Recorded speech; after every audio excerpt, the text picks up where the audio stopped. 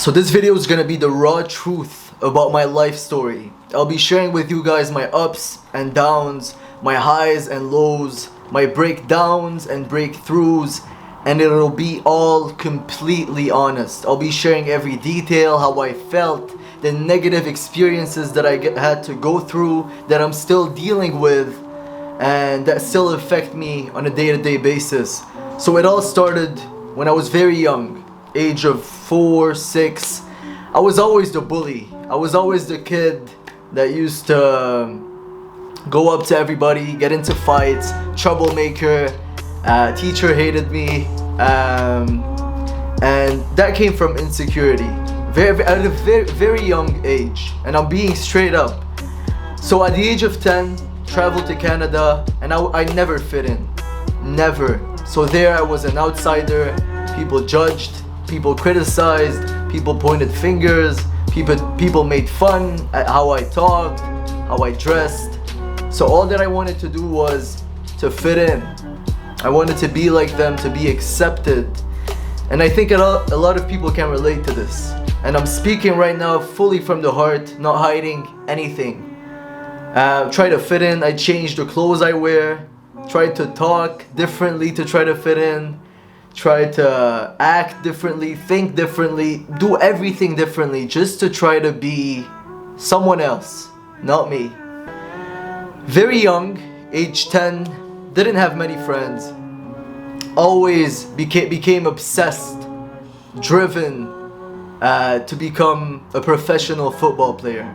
So I became obsessed. Everything that I did, every action, every thought, every word that came out was related in some way or another to football. I wanted to get better. I wanted to be the best. I wanted to play pro. That was my goal. I used to overtrain. I used to train 2 hours intensely before games. I used to crazy stuff. That was from the age of 10 till 13, 14.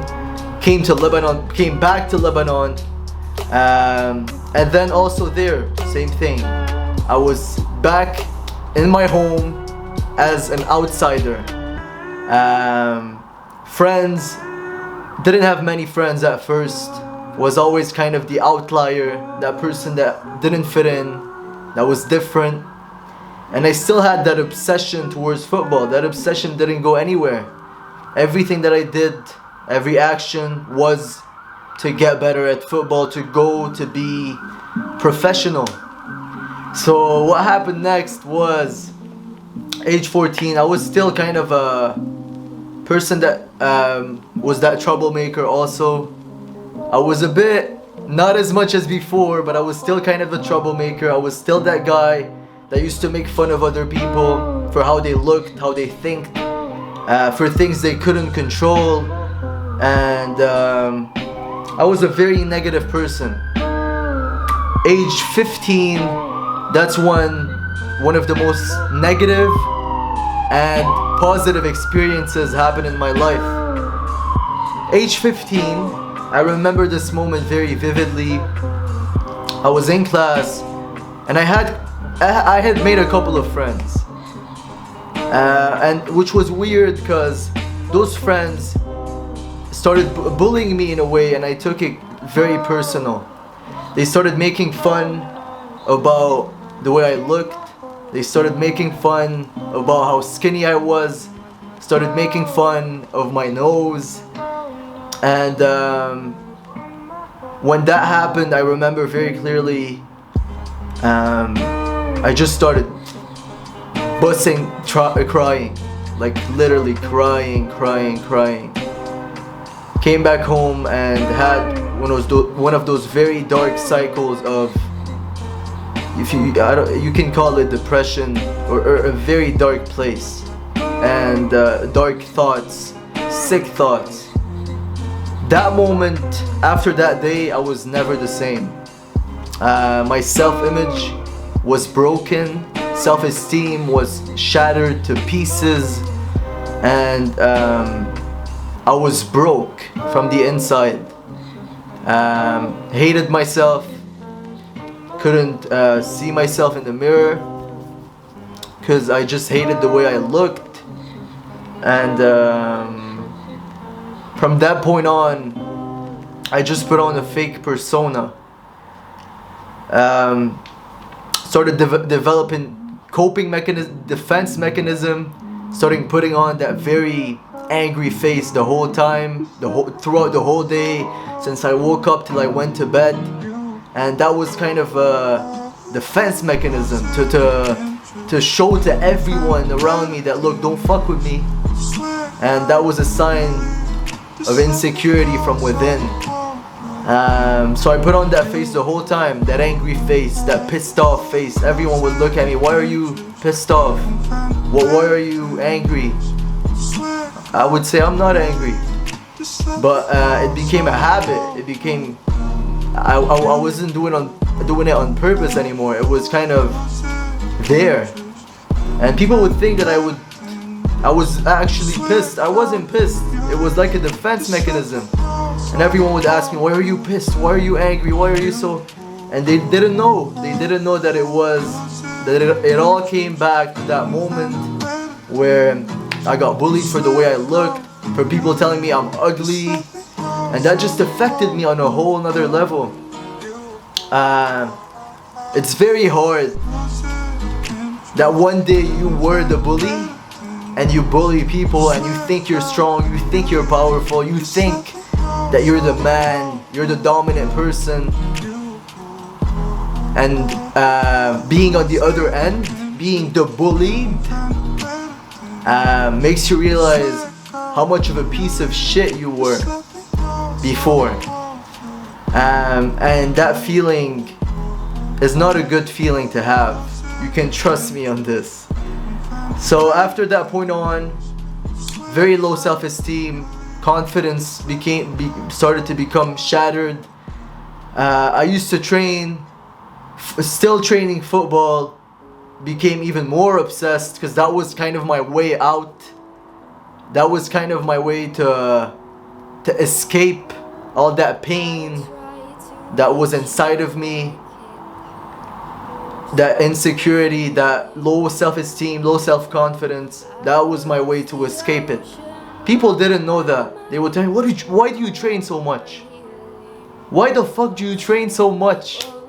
You can ask any one of my friends, I was obsessed. They didn't know why. So what happened after was even worse. Started putting that fake persona, trying to be someone I was not. Someone I was not. Started becoming very, very, very negative. Started hanging out with the wrong people, wrong crowd, toxic people that didn't have that vision. For me, that vision was set clear since I was 10. I wanted to be a pro football player. So I hung out with the wrong people. Started becoming a different person, different habits. And it started getting worse and worse and worse. And it got to a point where one day I was at a party, made a video about this, came back home at around 3-4 a.m.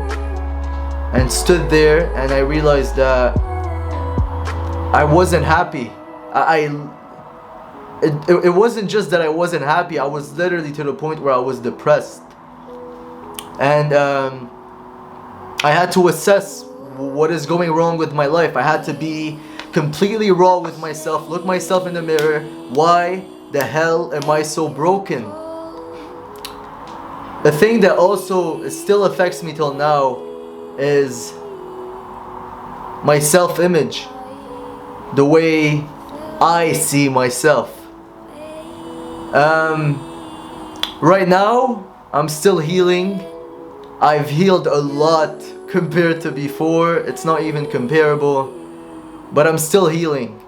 And it was through those periods where I got to the point on that day where I realized, what the hell am I doing with my life? I'm not happy with who I am. I'm not happy with the people I hang around with. I'm not happy with how I look, how I think, how I feel. Nothing about me made me happy. I just had no love for myself. And when you don't have love for yourself, it's a very dark place to be. And it was like that for a couple of years. That kind of insecurity grew and grew and grew.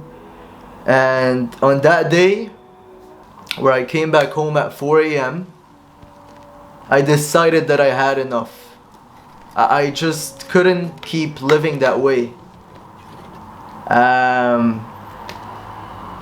Couldn't keep living that way. Age 14, 15, that's what I realized, that a change has to happen.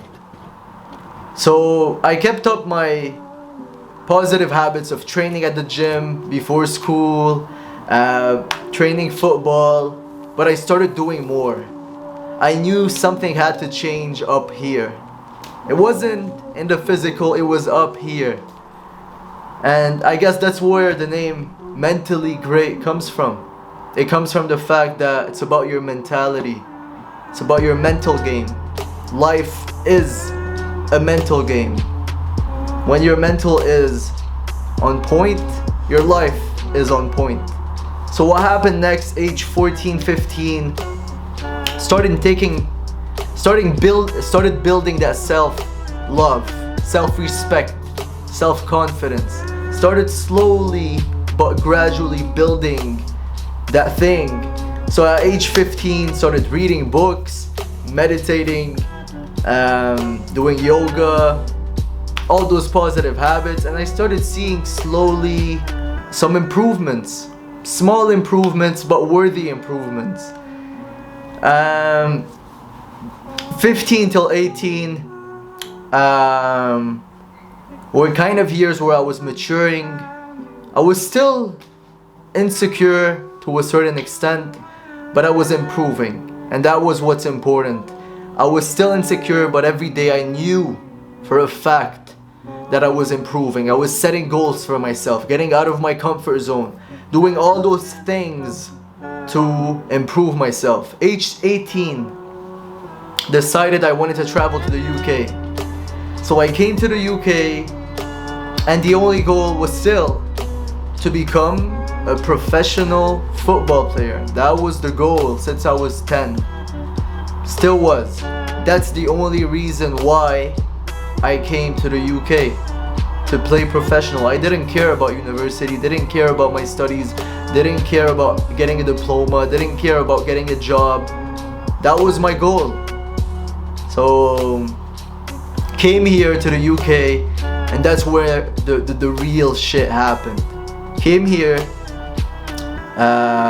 first year of university, I became obsessed.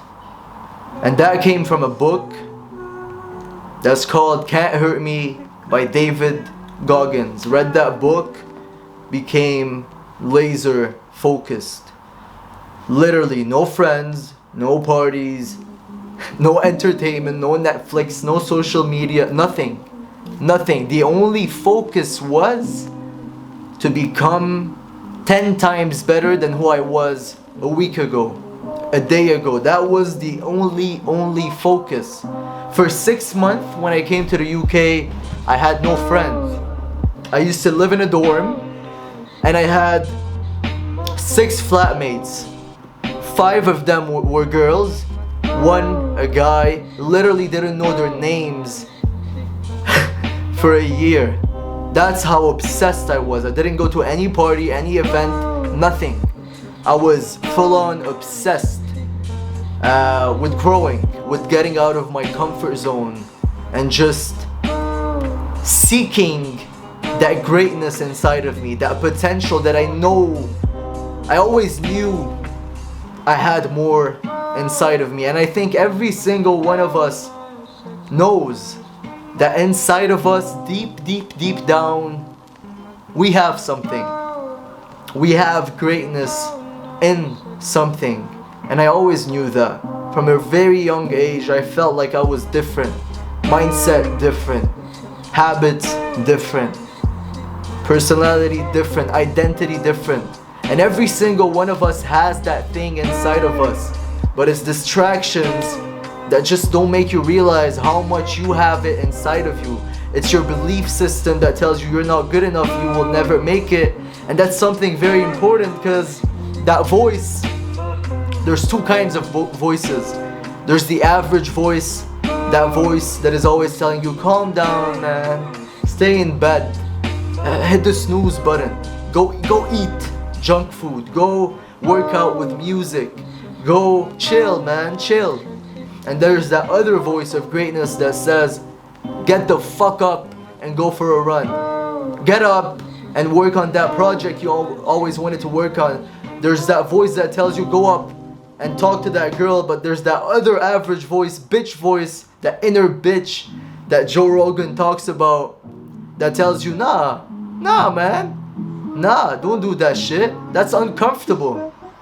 And I always had to deal with that voice that always tried to put me down, that voice that told me you're not good enough. And that was the effect of that low self-esteem, that insecurity, the fact that I didn't like myself, hated the way I looked for being skinny, literally couldn't see myself in the mirror without saying, I fucking hate how I look, I hate how I feel, I hate everything about me. And I didn't even think I didn't even think I was worthy of being loved. That's the extent towards which I was broken, literally broken. So what happened next after that area of focus, complete focus, getting myself in extreme amounts of discomfort, whether it is through cold showers, reading, routines, training till the point of exhaustion, literally killing myself and pushing even more. I built my mindset. I started strengthening the fortress, the mental fortress in my mind. And that's when shit started to actually change. And that's when I also started to when I was alone in my dorm, most of the time, 95% of the time I was alone. That's when I found myself. And there's an important saying, it's that you usually find yourself not when you're surrounded with a million people, you find yourself when you're alone. That's when you truly find yourself. And it's during those periods, I was 18, started building more my mindset and stuff. 19, started doing it even more and more and more. And that's when I started Mentally Great. Posted my first video on the 8th of May 2020. And then how did I post that video? Well, there's a story behind it. When I was back in the UK, probably at the end of the year, I met a friend.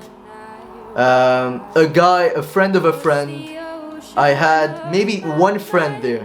I met that one guy in my course named Vardan. He's Armenian. And he introduced me into another friend, which coincidentally was at my accommodation too. He lived there. And that guy was lost, doing drugs. That was still the first year, I was 18. Doing drugs. And one day we became friends, we met. And he looked up at my board. Let me show you guys my board, and you'll see more what I'm talking about. So I showed him, he came to my room, and I showed him this, my board. And on this board, I basically have my goals. I have my life goals. The mic just fell.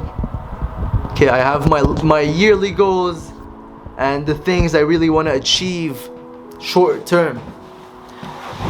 So I showed him this, and that guy got a bit motivated. He told me, bro, I like your mindset, I appreciate you. And that's when I gave him a book called 7 Habits of Highly Successful People, Highly Effective. It's by Stephen Covey. So I gave him this book, and we started training together. Football, we started pushing. And one time, that was the defining moment. We were on a bus. I had my headphones on, and the guy asks me, "What are you listening to?" I told him, "David Goggins. Can't Hurt Me, David Goggins." He told me, "What's the story?" Basically told him it's that crazy guy, that the baddest human on earth, that basically pushes himself out of his comfort zone, that was very insecure, that had very low self-confidence, and that just seeked more inside of him and started unleashing his inner potential. And I told him about the specific story of David Goggins, when he was trying to run 100 miles. And at mile 70, he broke both of his feet. He sat down, and that inner bitch told him, "Give up, man. Come on, you broke your feet. Be a normal human being. Go to hospital, calm down, and chill." But nah, that's not what he did. So David Goggins taped his legs, got up, and finished 30 miles with 2 broken feet. So I told this story to my friend. He told me, "This guy is crazy. He's a psychopath," and he wasn't motivated by it. He was more criticizing David Goggins. So I said, "One day you'll get it." So that guy at the time promised me he would stop doing any kind of drugs, any kind of thing that wasn't aligned with who he wanted to be. So one day when COVID hit, came to the lecture room, literally had only 20 people sitting all in front. I come in and I see this guy just laughing, literally like a dumbass, just laughing. Not that kind of laugh that you do usually, the laugh where you know he's high. So I came in, asked him, are you high? He said yes. And at that moment I felt disappointed. I felt kind of betrayed by the fact that he gave me his word that he would stop. So I got angry, I stopped talking with him for 2 weeks or something like that. Came back home to Lebanon, and one day I go on Instagram back when I had my personal account before I deleted everything, and I pressed his story and I see David Goggins. I see his book, Can't Hurt Me. So I DM him, I'm like, "Bro, didn't you tell me that guy is crazy and So he told me, "Bro, I literally just ran 19 kilometers and you changed my life." And it's at that moment that I stopped and that I said to myself, if with all the things that I learned, all the things that I read, that I listened to, that I watched, with all those things I was able to impact my life and impact someone else's life, just how many lives could I impact? And that's how Mentally Great started. That's how I made my first post. That's how I turned on this exact camera for the first time on the 8th of May 2020. And I sat down and I said this speech of basically that you have that potential inside of you and that you should pursue it. And that was the first time I ever turned on the camera. And that's how Mentally Great started. And the journey has been crazy. Started with 0 followers on every platform, didn't have anything, and just had that vision. I wanted to inspire millions to find that potential inside of them, to get out of insecurity, to get out of low self-esteem, to get out of that negative voice that always tells you you're not enough and you're not worthy of anything and you can't achieve anything, and to break through, to be that person that achieves what most people think is impossible, to be unrealistic. And I started becoming that, became obsessed with filming videos, and it's at that moment where I started everything, started completely focusing, filming 30 videos a day, didn't know how to talk in front of the camera, was judged by everyone for starting this new thing that is new, that is not common, especially in Lebanon. So what happened next was, and that was a pretty defining moment, when I was 19, I was back home and I told my dad that I wanted to stop university. I wanted to go full in, I wanted to burn the boats and go full in into content creation. That was what I wanted to do. And before that, before I go into what happened when I said that to him, one day I was reading a book called Born for This by forgot his name, but it was a good book about finding your purpose. And he basically said in that book that it's okay to give up. I was like, what? And that was when I was back in the UK, year 2 of university, 19 years old. And he said it was okay to give up. And for me, nah, bro. Nah, I'm not ever giving up. There's no way, it's not in my blood. I've never given up, no matter how low I was at some points. I've never, ever, ever given up. So I read this book, he said it's okay to give up. But there's one thing that he said that really impacted me the most. He said, we're all meant for different things and we're all great at different things. And he said one thing that really marked me, it was this: if we were all good at the same things, if we were all great at the same things, then this world just wouldn't function, wouldn't work. If we were all good at one thing, then how would we live as a community? How would we live as a society, as a combination of people that help each other out to survive? It wouldn't be possible. And it's at that moment that I was like, bro, I put all my heart, my soul, my effort, my blood, tears, literally tears, into football. And I just felt at that moment that it wasn't meant for me. I just felt it. But just to not, and it's that at that moment I started second guessing myself, and I said this: I'm gonna stop playing football for 2 weeks.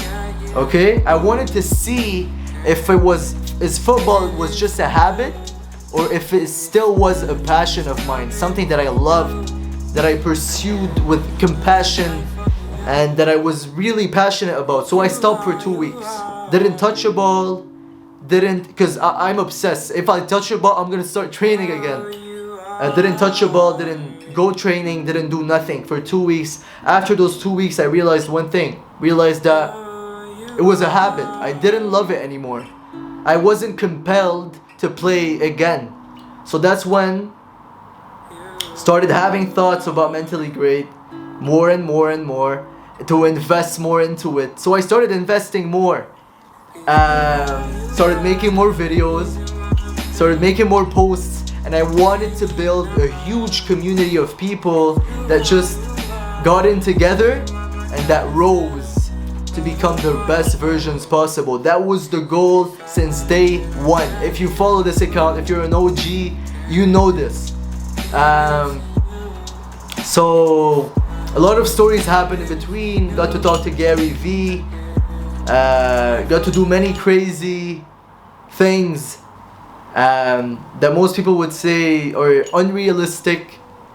But coming back to that moment with my father, so what happened there was, we were sitting on the dining table, me, my mom, father, and brother. And I told my dad, look, I want to drop out of university and go completely into becoming a content creator, an influencer, someone that inspires people on social media. And at that moment, mind you, I had nothing. 0 followers, 0 anything. I told my dad, I feel it. I just feel something big is gonna happen. I told him this. So at that moment, he said something that I will never forget in my entire life, and my mom said it too. My dad said, you failed at football, and you're gonna fail at that too. you're a failure. And so I have to continue this video here. So my mom said, you're wasting your time. And all my friends were pointing fingers at me, mocking me, laughing at me. So long story short, at that moment he told me, no, you're gonna keep going. And if you fail at football, you're gonna fail at this. And that was his mindset. I was told by my mom that I was wasting my time. For every video that I filmed, when I finished, my mom would come in, you're wasting your time. You're wasting your time every single time. I remember it very clearly. My dad told me you're a failure. My friends pointed fingers at me, started laughing at me. But I kept going, kept pushing my vision, my mission, what I wanted to accomplish with Mentally Great. And that's when the defining moments happened. So it was the 14th of February. I was coming back from the funeral of my grandma, and I was coming back from there. And a funeral is a very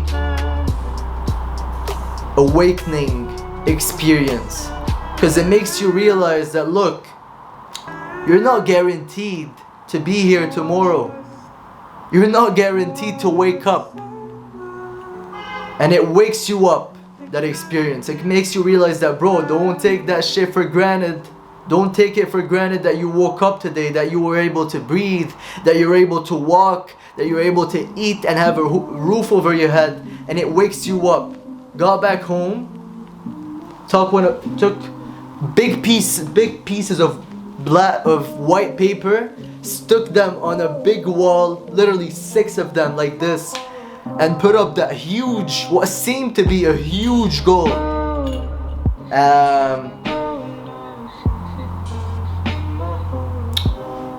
Put up that huge goal, which was inspire an amazing community of over 1 million followers, 1.2 million followers on social media. That was the goal. It was the 14th February 2021. Posted a story on it, and I swear to God, this is not a fake story. I was in the living room, stuck everything on the wall, literally huge chunks of white paper. My parents come in, they open the door, look up at those big pieces of white paper with big plans, big goals, things that seemed unrealistic. And they looked at me and said, you're never gonna do this. You're crazy. You're never gonna do this. You're wasting your time, you're crazy.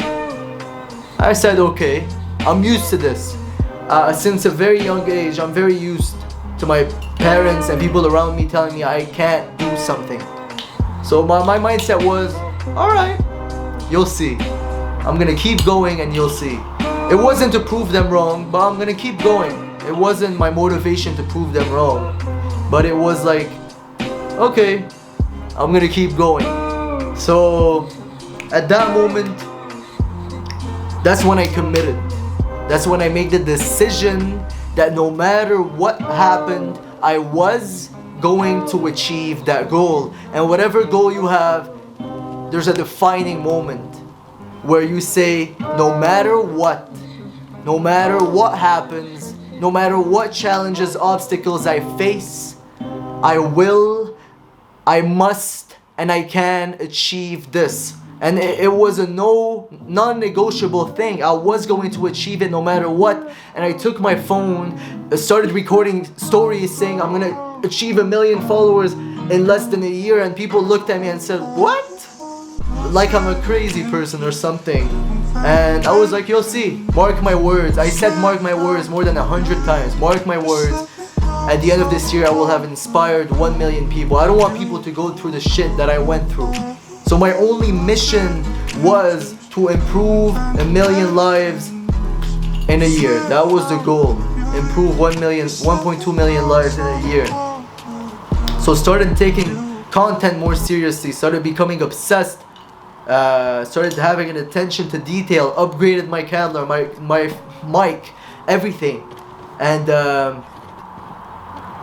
after 2 months of working like crazy, coming up with ideas, editing, scripting, filming, shooting, whatever you want, I've done for 2 months non-stop. I hit 1 million followers on TikTok. Something that was unheard of back home in 2 months. It's at that moment, that was the defining moment that made me realize that no matter what people say, no matter how much you get hate, judgment, you can achieve whatever you put your mind to. Whatever thing you have, whatever idea, vision, goal that you want to achieve, if you laser focus, remove all the distractions and put all your focus, all your time, all your effort into that one thing, and you visualize it and you feel having it before you actually have it, and you do it over and over and over, and you align your actions with your intentions, trust me, you will achieve that goal. It's a fact. And I did that and I achieved that thing. And when I did, I wasn't surprised. People tell me, how do you feel when you hit 1 million? When you achieved your goal? I was like, nothing. I felt normal. Because I felt it so many times in my heart. Felt the emotion, got the goosebumps, teared up so many times, envisioning that feeling of inspiring millions, of having people come up to me, tell me, bro, you literally changed my life with that one piece of advice, that one tip that you shared with me. And I felt it so many times. It felt normal. It felt part of my life, like brushing my teeth or going to bed. It was same thing. And right now my vision is even bigger, 10 times bigger, and I want to achieve 10 times bigger things. And still people come up to me saying, you're crazy, you're insane. But there's one thing.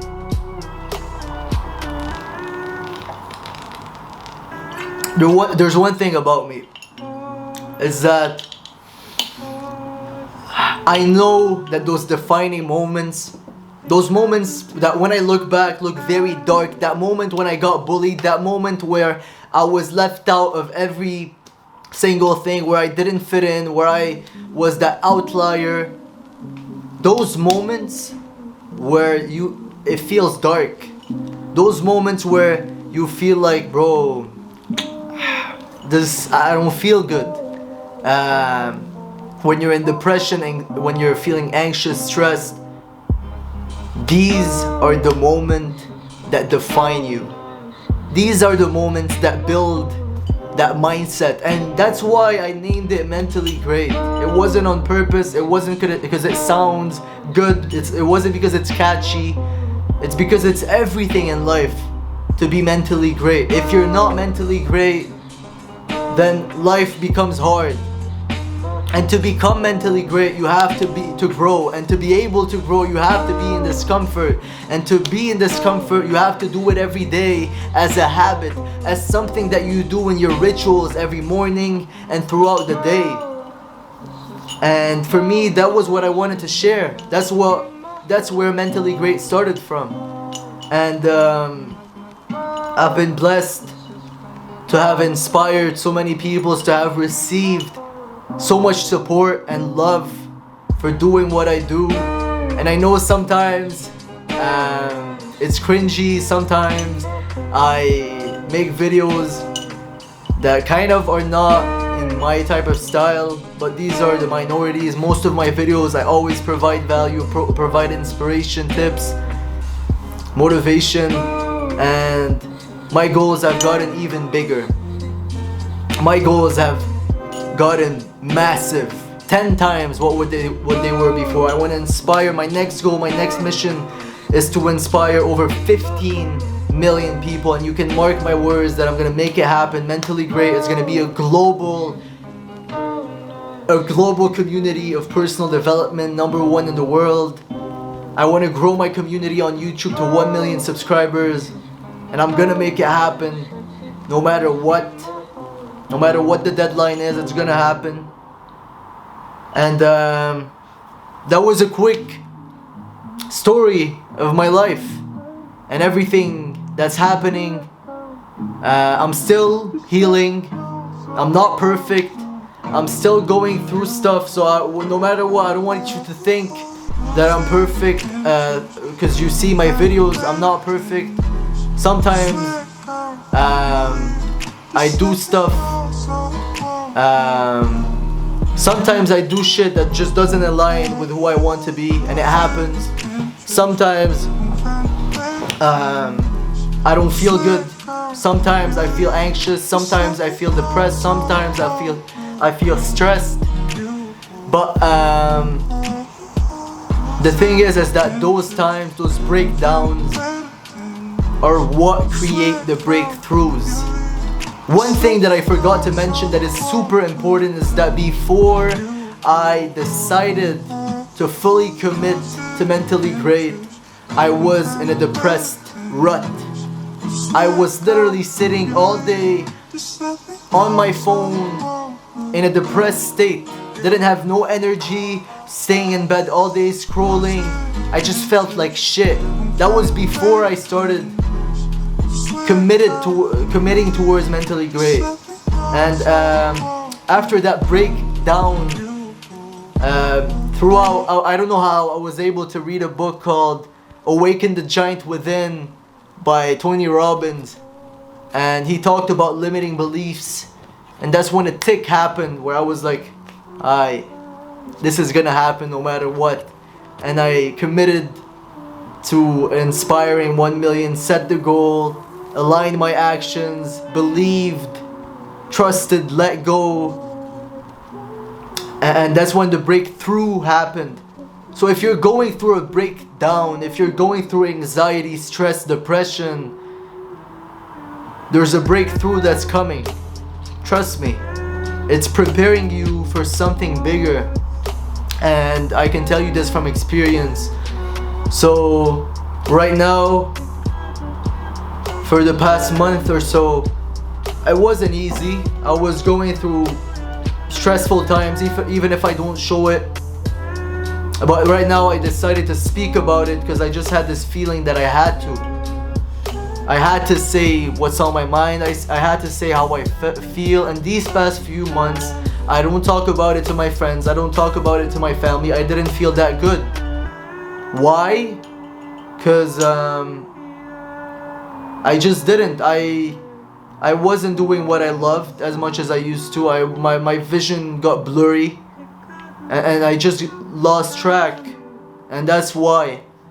But I didn't talk to anyone. So this is just a message to say that breakdown that I was having is preparing me for a breakthrough, and you'll see very soon what I'm talking about. And that's why right now I'm appreciating every moment, because I know that I shouldn't take shit for granted, and that something better is always coming ahead. And that was just a straight up video to you guys, sharing my story, sharing my breakdowns and breakthroughs, sharing everything that defined me. And I would love to make that a movement where people come on camera and share their stories, where they're able to be vulnerable, they're able to share the hard times they've been through, and the things that hurt them, that they're still trying to heal. And I would love for people to do that and to go up on camera and say their story, the raw truth. Hashtag the raw truth. But yeah, guys, I love you all so much. Honestly, consider you as family. I don't say this like any other YouTuber. I honestly consider single one of you as brothers and sisters. And for me, it's just us together trying to be our best selves. So that's it for me. I honestly love you guys so much, and Feel free to share in the comments your story, what you've been through, what you've realized, the morals, the stories, the things that you've gone through, your breakthroughs and your breakdowns, and that could help somebody else out. But guys, I love you all so much. Big things are coming for Mentally Great all around the world, and trust. I love you all so much. It was FLB.